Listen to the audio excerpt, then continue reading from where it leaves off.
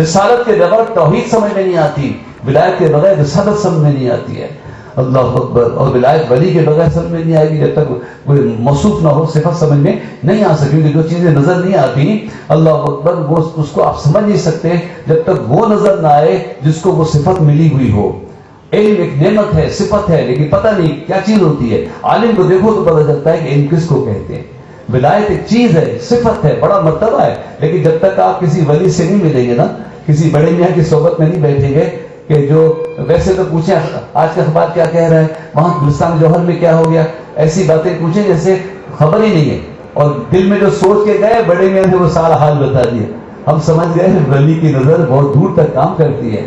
یہ ایک حجاب ہوتا ہے جو ہم سے کراچی کے حالات پوچھتے رہتے ہیں، مگر وہ بہت سب جانتے ہیں، وہ جس طرف توجہ فرمائے روح کی نظر بہت دور تک دیکھ لیتی ہے۔ تو لیکن جب تک آپ کسی ولی سے نہ ملیں، نئی تقریر سے یہ بات سمجھ میں نہیں آئے گی۔ میں باتیں میں صرف اس لیے کہہ رہا ہوں کہ اگر حال نہ ہو کہیں قال تو ہو نا، یعنی اگر ہمارا وہ حال نہیں ہے تو قال تو ہو، تاکہ کہیں آپ کو کوئی بزرگ ملے تو آپ یہ سمجھے کہ یہ اللہ کی دی ہوئی طاقت سے دیکھتے ہیں، اللہ کی دی ہوئی طاقت سے سنتے ہیں، بولتے کم ہیں۔ اللہ اکبر۔ اس لیے کہ ہم میں وہ سچ سننے کی طاقت نہیں ہوتی، دوسری ہماری اصلاح بھی نہیں ہو سکتی۔ اصلاح اسی طرح ہوتی بچوں، آپ جب اپنی رائٹنگ لکھتے ہیں کاپی پہ تو سر گڈ دیتے ہیں،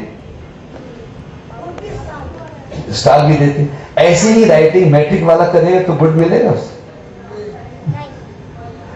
بچے جیسی رائٹنگ کر کے کاپی دکھاتے ہیں تو ان کا ٹیچر مس گڈ اسٹار دیتے ہیں، ایسی رائٹنگ میٹرک والا لے کے جائے گا پھر تو گڈ ملے گا نہیں ملے گا۔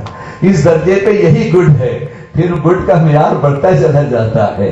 اللہ اکبر۔ وہ سمجھتے ہیں کہ جو آج میرے حلقے میں آیا ہے اس نے جو یہ بات کہی ہے اس کے لحاظ سے ٹھیک کہی ہے، اللہ اکبر، لیکن اسے ابھی معلوم نہیں ہے کہ تعلیم کسی اور درجے پہ بھی ہے۔